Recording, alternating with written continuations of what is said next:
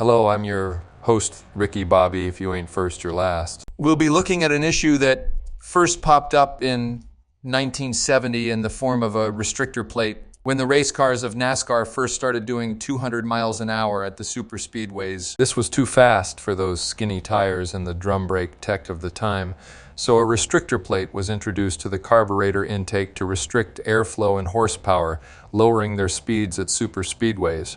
This went away in 1975 when limits to engine displacement size were made, negating the need to continue with them. It wasn't until 1987 that we would see them again after Bobby Allison took out a huge section of fencing at Talladega, where thankfully nobody died. I think Baby Jesus must have been in the stands that day, tell you what. It was close.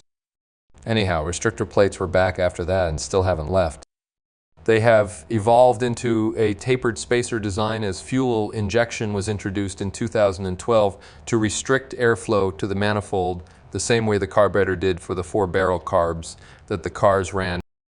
As the NASCAR car of tomorrow has evolved into the safest car in motorsports, it's time to ask, is this the right deal for the racers and the fans?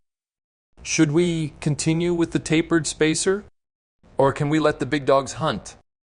We decided to ask people what they thought on this topic. What is your earliest memory of restrictor plate racing?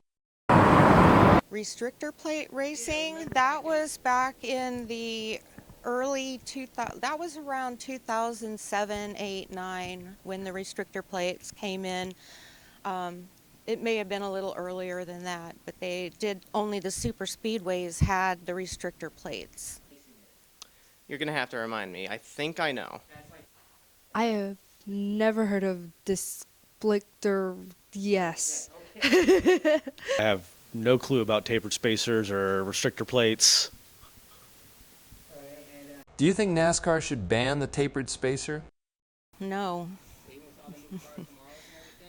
Not enough information about NASCAR, but if they want a random opinion, I would say that whichever option would provide the most safety, because that can be a dangerous sport with how fast they can go at times. I would say not particularly because that feels like a safety measure more than anything. And NASCAR is kind of dangerous, so I would rather them not ban that. I'm not really a NASCAR fan. I follow championship air racing. In conclusion, people think us racers can't drive or something. What the heck, man? This is horse.